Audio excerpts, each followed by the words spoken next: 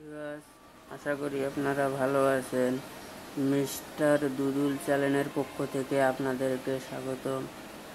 আপনাদেরকে আমি দেখাবো কম্পিউটারের এসএমপিএস থেকে আপনারা কিভাবে একটি ব্যাটারির চার্জার বানাবেন, এটা আপনাদেরকে আজকে দেখাবো।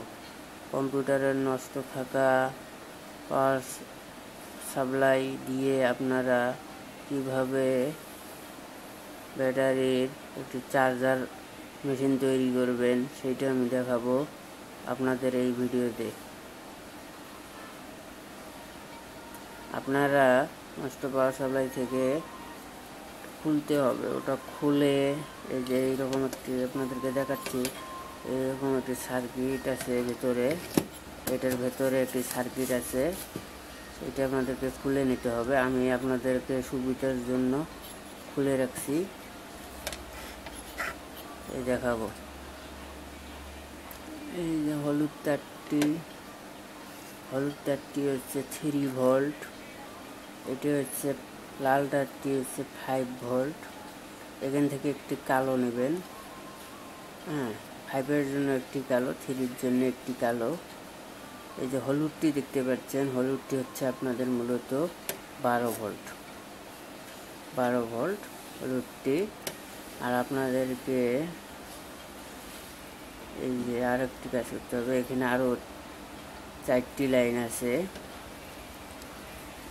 তিনটি হচ্ছে এই যে এটা হচ্ছে 5 ভোল্ট, এটা 5 ভোল্ট, এটা হচ্ছে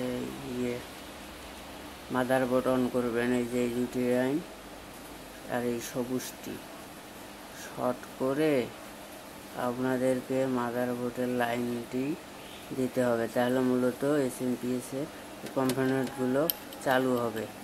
এই যে এইটা হচ্ছে এসি লাইন, কারেন্টের ফ্ল্যাগে লাগাইতে হবে এই লাইনটি। তা আপনারা দেখে শুনে লাগাবেন, খাপে লাগে দেখে শুনে লাগাবেন এসএমপিএস এর লাইনটি। মূলত যারা বোঝেন না তাদের লাগানোর দরকার নাই, আর যে বুঝতে পারে সে লাগাইতে পারবে, সমস্যা নাই। এই যে এইটা পাওয়ার নিয়ে আপনাদেরকে শর্ট করতে হবে, শর্ট করার পর এসএমপিএসটা মূলত এখান থেকে চালু হবে। এইটা হচ্ছে আপনারা 12 ভোল্ট। এই যে এখান থেকে 12 ভোল্ট করতে গেলে কী করতে হবে, এখান থেকে একটি কালো নিতে হবে, এখান থেকে একটু হলুদ নিতে হবে। এইটা হচ্ছে নেগেটিভ ও পজিটিভ 12 ভোল্টের। তারপরে আর একটা 5 ভোল্ট দেখাচ্ছি, এই যে এই 4টি নিতে হবে, আর একটি কালো নিতে হবে, এটা হচ্ছে 5 ভোল্ট। এই যে এটা হচ্ছে 5 ভোল্ট, লাল তারটি দেখতে পাচ্ছেন, আর একটি কালো নিতে হবে 5 ভোল্ট। তারপর 3 ভোল্ট মোবাইলের ব্যাটারি চার্জ দেওয়ার জন্য, যদি গেলে আপনারা মূলত মোবাইলের ব্যাটারি চার্জ দেওয়ার জন্য 3 ভোল্ট যদি লাগে আপনাদেরকে, এই যে 3 ভোল্ট আপনারা নিতে পারবেন এখান থেকে।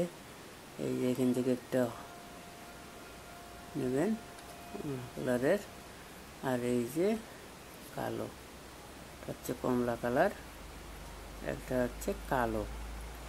এইভাবে নিয়ে মূলত আপনারা 5 ভোল্ট, 3 ভোল্ট, তারপর 12 ভোল্ট একটি এসএমপিএস তৈরি করতে পারবেন নষ্ট থাকা ইউপিএস থেকে। আপনারা কম্পিউটারের নষ্ট থাকা ইউপিএস থেকে একটি 12 ভোল্টের ব্যাটারি চার্জার বানাইতে পারবেন।